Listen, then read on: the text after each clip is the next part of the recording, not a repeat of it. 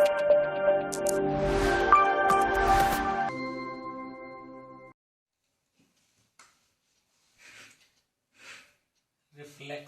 of sound.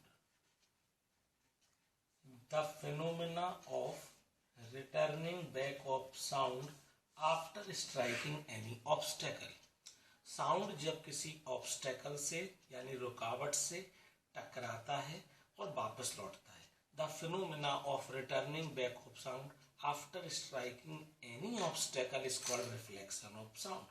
For example, अगर हमारे पास ये एक ऑब्स्टेकल है, ये कोई मेटल सरफेस है, एक साउंड जाती है, साउंड वेव, इसे इंसिडेंट साउंड कहते हैं. जिस पॉइंट पर टकराती है इसे पॉइंट ऑफ इंसिडेंस कहते हैं और यहाँ परपेंडिकुलर को नॉर्मल बोलते हैं. And this is reflected sound, यानी कि when a sound is striking on any obstacle and return back, this phenomena is called reflection.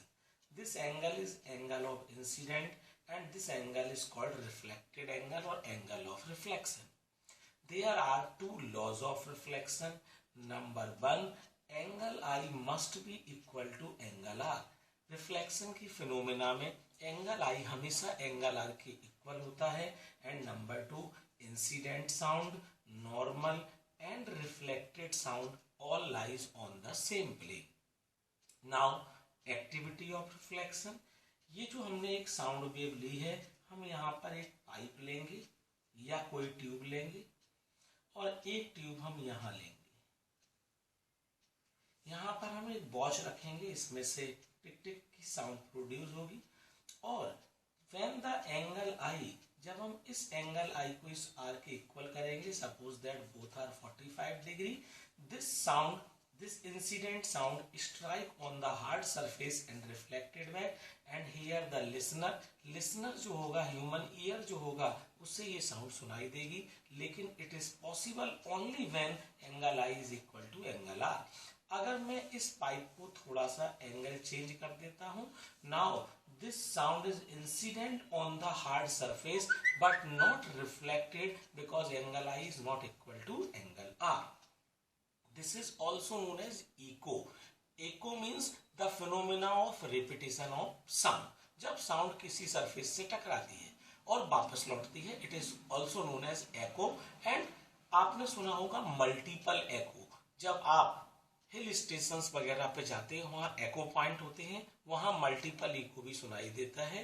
What is multiple echo? When sound is strike with number of obstacles and return back, then so many echoes are heard, they are called multiple echo. तो आपने hill station में एको points में देखा है, वहां multiple echo होता है. And the devices which works on the principle of multiple echo और रिफ्लेक्शन ऑफ साउंड, वो कौन सी डिवाइस है जो एप्लीकेशन है रिफ्लेक्शन ऑफ साउंड के?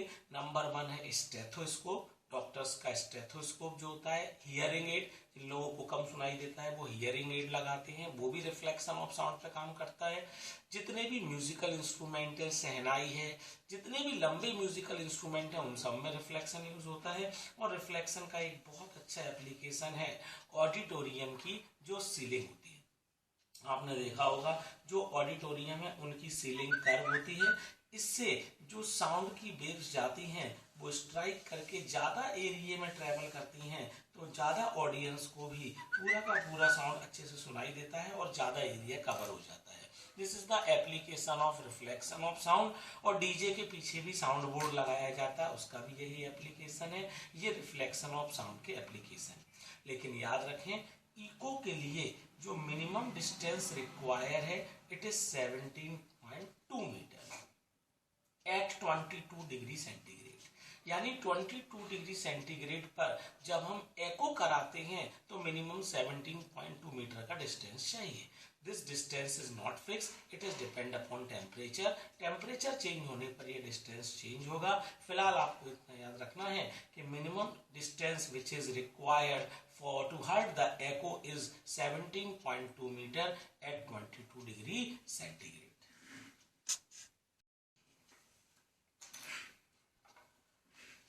Now student, I want to prove that the minimum distance required for echo is 17.2 meter.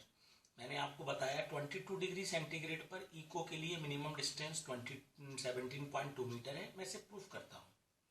यहाँ पर मुझे एक पहले प्रॉपर्टी और पढ़ानी पड़ेगी आपको, जिसका नाम है परसिस्टेंस ऑफ हियरिंग। क्या मतलब है इसका? हम जब भी कोई साउंड सुनते हैं वो 1/10 सेकंड के लिए हमारे ह्यूमन ईयर में स्टे करता है, यानी 1/10 सेकंड 0.1 सेकंड, इससे पहले हम दूसरा साउंड नहीं सुन सकते। इसे परसिस्टेंस ऑफ हियरिंग कहते हैं। मेरे से अगर किसी ने राम बोला और उसके 1/10 सेकंड के पहले उसने कुछ दूसरा चीज बोला तो मुझे नहीं सुनाई देगा, क्योंकि 1/10 सेकंड तक हम मेरे ह्यूमन ईयर में राम जो है वो स्टे करेगा। When we heard any sound, it stay on our human ear for 1/10 second. Before this sound interval, we cannot heard any other sound. It is called persistence of hearing. यानी अगर हमारे पास दो sound आते हैं, एको होता है, reflection होता है, उनमें कम से कम ये गैप होना चाहिए 0.1 सेकेंड। अगर रिफ्लेक्शन हुआ और 0.1 सेकेंड से पहले साउंड लौट के आ रही तो मुझे नहीं सुनाई देगी। मान लीजिए ये एक सोर्स है और ये एक ऑब्स्टेकल है जहां से साउंड लौट करके आता है। यहां से साउंड की एक वेव जाती है, ये डिस्टेंस d है, यानी टोटल डिस्टेंस यहां से जाएगी और वापस लिसनर के पास आएगी तो टोटल डिस्टेंस हो जाएगा 2d। हमने पढ़ा है speed is equal to distance upon time. Sound की स्पीड, साउंड की जो स्पीड है वो हर टेम्परेचर पे अलग अलग है। मैं 22 डिग्री सेंटीग्रेड की बात कर रहा हूं, मैं 22 डिग्री सेंटीग्रेड की बात कर रहा हूं और इस समय साउंड की स्पीड 344 मीटर पर सेकंड होती है। अब क्या होगा? साउंड की स्पीड 344, मान लो ये प्रैक्टिकल और ये वाली एको की फिनोमिना 22 डिग्री सेंटीग्रेड पर हो रही है। टोटल डिस्टेंस कितना कवर हुआ? 2d। अब अगर साउंड यहां से गया और वापस लौट के आया और इसने इसे सुना लिसनर ने, तो मिनिमम टाइम इंटरवल कितना होना चाहिए? 0.1। मैं इसका क्रॉस मल्टीप्लाई कर लेता हूं। 34.4 is equal to 2d. d is equal to 34.4 upon 2, 17.2 metre. यानी मिनिमम डिस्टेंस इको के लिए 17.2 मीटर चाहिए, इससे पहले इको नहीं होगा। और ये वाली वैल्यू फिक्स नहीं है, हर टेम्परेचर पे अलग अलग आएगी। अब मैं आपको एक और प्रॉपर्टी बता रहा हूं, अच्छी प्रॉपर्टी है, रिवर्बेरेशन, जिसको बोलते हैं आवाज का गूंजना। अगर मान लीजिए इको बहुत जल्दी जल्दी होने लगे, अगर इको बहुत जल्दी हो जाता है, कई सारी ऑब्स्टेकल से इको जल्दी जल्दी होने लगता है। जब इको जल्दी हो जाता है, सारे इको मर्ज हो जाते हैं और उस समय आवाज का रिवर्बेरेशन होने लगता है। इसको बोलते हैं prolongation of original sound after successive multiple echoes again and quickly. यानी जब इको जल्दी होकर के मर्ज हो जाता है देन इट इज कॉल्ड रिवर्बेरेशन। और रिवर्बेरेशन एक लिमिटेड अमाउंट में अच्छा लगता है, अगर रिवर्बेरेशन ज्यादा होगा तो उस समय वो अनडिजायरेबल हो जाएगा। हमें रिवर्बेरेशन को मिनिमाइज करना है, इसलिए जो ऑडिटोरियम वगैरह होते हैं उनमें कारपेट्स का यूज किया जाता है, फर्नीचर का यूज किया जाता है, साउंड एब्जॉर्बिंग मटेरियल का यूज किया जाता है। आपने ऑडिटोरियम में देखा होगा उस हॉल में चारों तरफ साउंड एब्जॉर्बिंग मटेरियल लगे रहते हैं, इससे रिवर्बेरेशन को मिनिमाइज किया जाता है, जिससे साउंड सुनने में अच्छी लगती है। नेक्स्ट टॉपिक जो आएगा उसमें मैं आपको रेंज ऑफ हियरिंग बताऊंगा। Yes, last topic, the human ear. You know human ear is a very sensitive organ of human body by which we can hear any sound. Human ear से हम किसी भी साउंड को सुनते हैं। ये human ear का डायग्राम है और अब मैं आपको इसका स्ट्रक्चर एक्सप्लेन कर रहा हूँ। There are 3 parts in the human ear: outer ear, middle ear and inner ear. Outer ear, middle ear and inner ear. Outer ear is also called pinna and it is used to collect the sound from the source. सबसे पहले जो sound होती है वो pinna के through ही अंदर जाती है ईयर में, और पिन्ना से जो साउंड अंदर आती है वो ऑडिटरी कैनाल से पास होती है। ये ऑडिटरी कैनाल है and at the end of the auditory canal there is a eardrum. Its another name is tympanic membrane.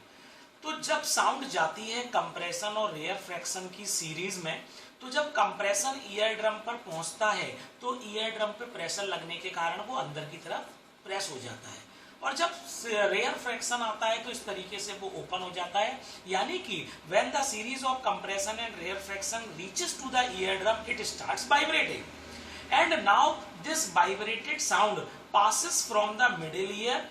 In this portion there are three bones, hammer, anvil and sternum. ये तीनों bones sound को amplify करने का काम करती हैं। Ear drum से जो वाइब्रेटेड साउंड है वो मिडिल ईयर में जाता है, हैमर, एनविल, स्टेरप उसे एम्पलीफाइड करती है। Now the amplified sound passes through the auditory nerve and reaches to the inner ear. In inner ear there is a liquid is present, there is a part is present that is called collia. This is responsible to send the sound to the brain and brain can interpret the sound. यहाँ स्टेचियन tube है जो human ear को throat से connect करती है, तो इसका कोई ऐसा मेन फंक्शन नहीं है, हायर क्लासेस में आएगा, लेकिन हम जो भी ईयर वगैरह में दवाई डालते हैं वो इस ट्यूब से होती हुई कई बार थ्रोट में जाती है। This is the human ear, most important, very easy, और ये एग्जाम में आने के चांस ज्यादा रहते हैं। ये एक अच्छा क्वेश्चन है और यही है आपका chapter sound. Range of hearing. Range of hearing का मतलब है कि जो साउंड है, हम लोग जो साउंड सुनते हैं वो किस रेंज में आती है, यानी उसका फ्रीक्वेंसी क्या है। स्टूडेंट, एक्चुअली साउंड दो टाइप की होती है, एक होती है ऑडिबल और एक होती है नॉन ऑडिबल। ऐसी साउंड जिसे हम सुन पाते हैं उसका फ्रीक्वेंसी 20 से लेकर के 20 किलो हर्ट्ज के बीच में होता है, यानी 20 से लेकर के 20,000 हर्ट्ज के बीच में होता है। A sound which have frequency between 20 Hz to 20 kHz, it is audible sound, and if the sound have frequency less than 20 Hz or greater than 20,000 Hz, then it is called non-audible sound. When the frequency of sound is less than 20 Hz, it is called infrasound, and more than 20,000 Hz, it is called ultrasound.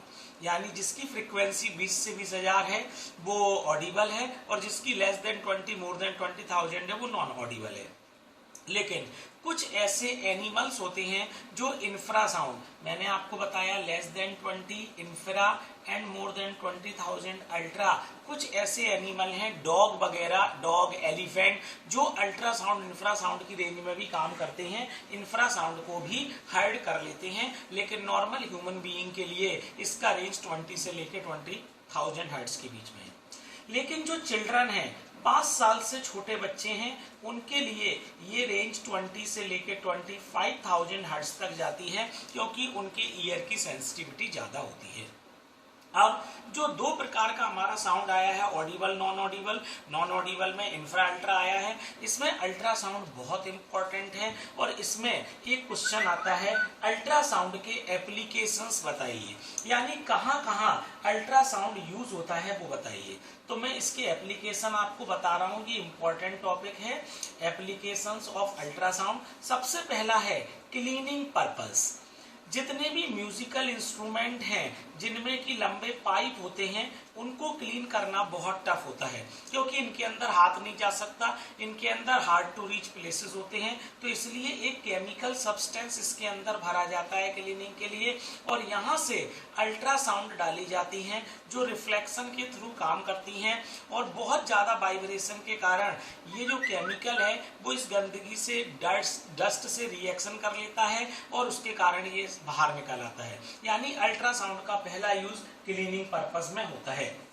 Second होता है metal block में crack पता लगाने के लिए, ये भी बहुत इंपॉर्टेंट एप्लीकेशन है।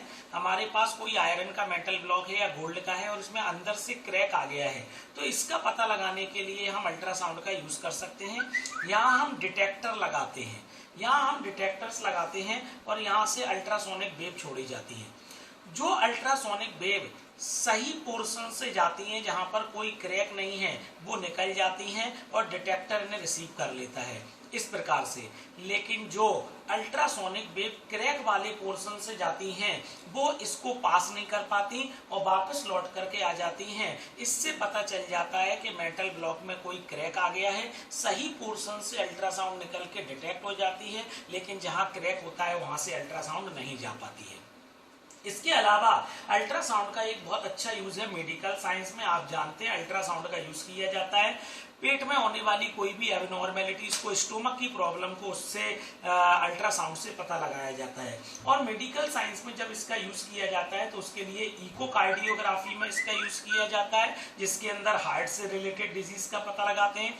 अल्ट्रासोनोग्राफी में इसका यूज किया जाता है। सर्जिकल यूज भी होते हैं, जब ऑपरेशंस वगैरह जब किए जाते हैं उस समय भी इसका यूज किया जाता है अल्ट्रासाउंड का। इसके अलावा अल्ट्रासाउंड का एक और यूज होता है सोनार टेक्नोलॉजी के अंदर, sound navigation and ranging. Sonar technology में भी इसका यूज किया जाता है। सोनार, साउंड नेविगेशन एंड रेंजिंग, इसका यूज शिप और सबमरीन में किया जाता है।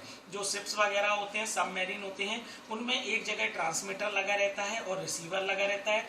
ट्रांसमीटर से अल्ट्रासाउंड जाती है और किसी भी सी वाटर के अंदर जो भी चीजें होती हैं, हिल्स होती हैं, अंडर वाटर वैलीज होती हैं, उनसे जाकर के टकराती है।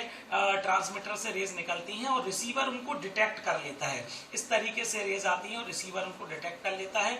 यहाँ पर अब इसका पता लगाने के लिए कि जो ऑब्स्टेकल है वो कितनी दूर है, उसके लिए एक फॉर्मूला यूज होता है, D = VT/2 या 2D = VT या V = 2D/T। ये तीनों एक ही फॉर्मूले हैं, इनके बेस पर न्यूमेरिकल्स आता है। और इसी फॉर्मूले का यूज आपको याद हो हमने इको में यूज किया था कि इको के लिए मिनिमम क्या डिस्टेंस चाहिए। इसके बहुत अच्छे न्यूमेरिकल NCERT में हैं जिनको आप कर सकते हैं। इसके बाद एक और टॉपिक आता है रिवर्बरेशन। जैसे हम जानते हैं रिवर्बरेशन में क्या होता है कि जब इको होता है तो साउंड ऑब्स्टेकल से टकरा के वापस लौटता है और मल्टीपल इको में कई बार लौटता है। अगर इको बहुत जल्दी जल्दी होने लगता है तो साउंड की जो इकोज होते हैं, अगर वो जल्दी होते हैं तो वो सारे मिक्स हो जाते हैं और वो ओरिजिनल साउंड की लेंथ बढ़ा देते हैं, यानी कि prolongation of original sound after successive multiple echoes is called reverberation। Hindi में कहते हैं आवाज का गूंजना। और इंपॉर्टेंट बात, रिवर्बरेशन अगर लिमिटेड अमाउंट में होता है तो अच्छा रहता है, and if it is in the high amount it is undesirable. इसलिए जो रिवर्बरेशन है उसको मिनिमाइज करने के लिए हॉल में कारपेट यूज करते हैं, फर्नीचर यूज करते हैं, कर्टेन्स यूज करते हैं। और आपने देखा होगा जो हॉल होते हैं, ऑडिटोरियम होते हैं, उनमें साउंड एब्जॉर्बिंग मटेरियल लगाया जाता है। उनके जो ऊपर आपने देखा है टॉप पे एक तो उनकी कर्व सरफेस होती है और साउंड एब्जॉर्बिंग मटेरियल लगा रहता है, जिससे रिवर्बरेशन को मिनिमाइज किया जा सके।